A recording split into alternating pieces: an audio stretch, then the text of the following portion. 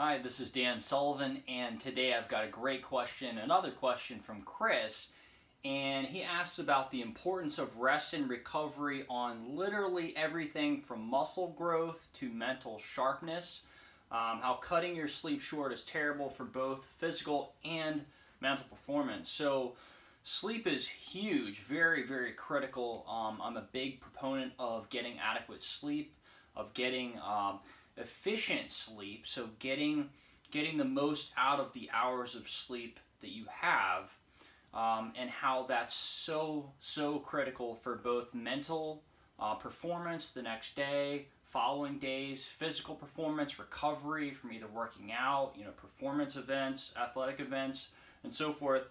And so during sleep, a lot of stuff happens. So stuff like autophagy in the brain. So in regards to mental, fitness, we have stuff like autophagy, which is basically just a big word for cell repair and cell cleanup. So when you're asleep, right, you're fasting. And so autophagy usually takes place when you're in a fasted state, and it's where the cells in your brain especially will clean up, they'll repair themselves.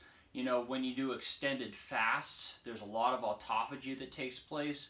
So there's a lot of different stuff where, the cells might have mutated or sort of changed and they're not exactly healthy. And so other cells will come in and recognize that and will actually break those apart and will recycle those and start to use those components in, other ways, basically. So take those cells apart that aren't functioning well and then reuse those and recycle those. So it's sort of like recycling your own, damaged cells. So that's one big thing that takes place, and that is huge, for staving off stuff like Alzheimer's, dementia, Parkinson's disease, stuff like that. There's a lot of aggregation of proteins that have misfolded in the brain, protein misfolding. So a lot of stuff like beta amyloid plaques, which you've probably heard of, which are a big culprit in Alzheimer's disease, or that's sort of a response to in the brain of sort of trying to mitigate the damage. And so autophagy is a great way of getting those cells to repair. And so when you're having adequate sleep, the cells will do that in the brain efficiently. And so when when you're cutting short on sleep, that really doesn't happen that well. The brain doesn't really get like a power wash, and so you're going to be mentally foggy the next day. And then also there's a lot of stuff that happens too. So when you're in slow wave sleep, and especially the first sort of stages of sleep, so when you go to sleep, the time that you go to sleep is super important. So when I would definitely recommend going to sleep around, let's say around 10:30, 11 o'clock, because what happens is roughly between 11 p.m. and 1 a.m., you have a big spike in growth hormone. So for the athletes out there that are interested in, how do I get bigger muscles, or how do I get stronger, how do I get faster, a lot of that, guys are taking exogenous HGH, which is illegal and definitely problematic down the road, but you can get a natural surge of growth hormone when you sleep. And so when you go to bed at 1, 2, 3 a.m., you're not getting that surge of growth hormone that happens earlier in the night. So that's why it's super important to try to go to bed earlier, roughly between 10 to 11, 10:30 to 11, in that range, so that you can get that big growth hormone spike right sort of when you start sleeping. So that's super important. The other thing that I want to mention is when you go to sleep, not all sleep is equal. So you want to definitely stop eating a couple hours, 2 hours minimum, if not 3 hours before you go to bed, so that when I was talking about autophagy, right, your body's not processing all that food when you go to sleep. So if you have a big meal right before you go to bed, or an hour before you go to bed, your body's going to have to process that, and so it only has a certain amount of energy to do that. So if it's worried about processing a huge meal, it's not going to be really concerned about, regenerating the brain, autophagy, and so forth. And that happens much more effectively when you're in a fasted state. So for that reason as well, it's better to eat 2 or 3 hours before you go to bed so that you can then have a really nice window of sort of that fasting window of when you're asleep, and so the brain can and the body can heal and repair itself, and you can spend all of its energy doing that and not digesting the food that you had just eaten. And then around, sleep hygiene, there's a lot of people that are, using their phones all the time. I'm guilty of it too, but, computers, TVs. And so those things all emit blue light, which suppresses melatonin. So sort of to put it simply, we have a circadian rhythm, which you've probably heard of, a 24-hour clock that we have. And so cortisol is highest in the morning, and that's what wakes us up, right?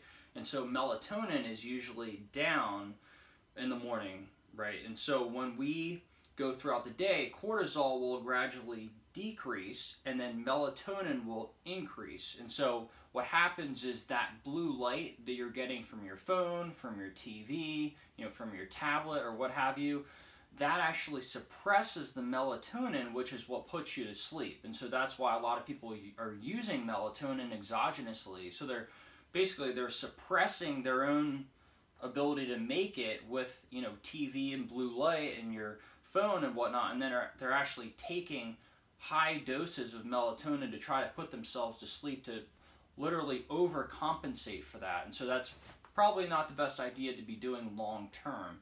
Anytime you're taking something exogenously, the body sort of stops making that because it doesn't sense that it's needed anymore. And so there's definitely ramifications of doing that. But in any case, when your melatonin is suppressed, you're not going to be able to get a good night's sleep. So even if you are in bed, let's say you're in bed at the optimal time, you're in bed at 10:30, but you can't go to sleep until 11:30 or 12 because you were on your phone, that's not going to be good. So you're not using your time wisely. You're not getting the most out of it. And so instead, what I recommend is installing night shift on your phone, which I think that's an Apple thing. So I have that on my iPhone.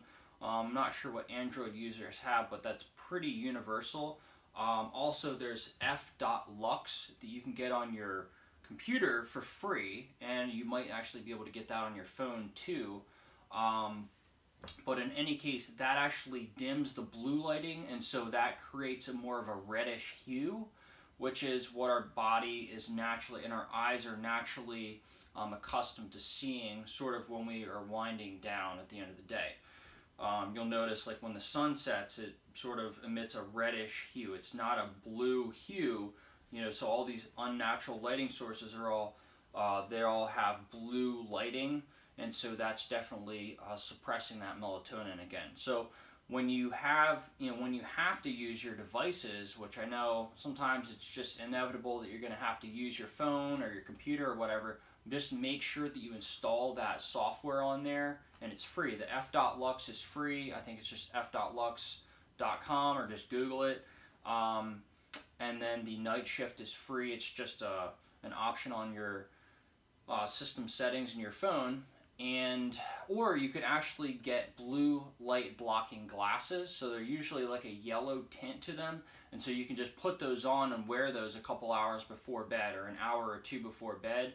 I'd recommend, it takes a little bit for the body to adjust. So you don't want to be, looking at electronics 30 minutes before bed and then, switch to the night shift mode 30 minutes before you go to bed, right? That's not enough time. So you need a couple hours to adjust. So I would start wearing those blue blockers, around 2 hours before you have to go to bed, to allow your melatonin to start to rise up and to, allow yourself to sort of wind down.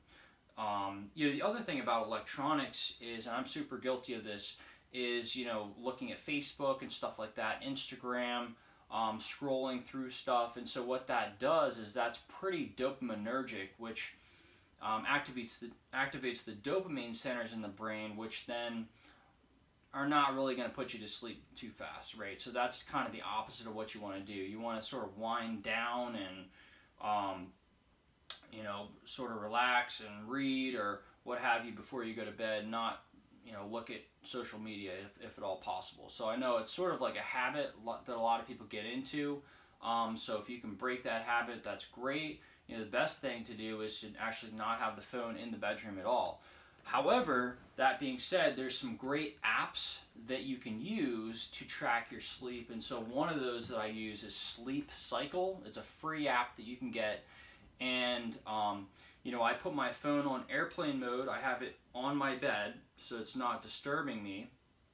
And then it'll basically track the movements of my sleep throughout the night.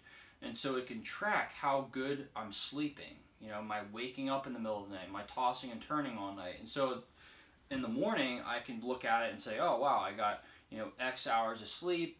And then it actually shows a graph of what your sleep looks like. So it's kind of cool. You know, you don't have to do it every night, but it's one of those things where you can definitely look at it and then gain some insight on how you're sleeping and some sleep patterns.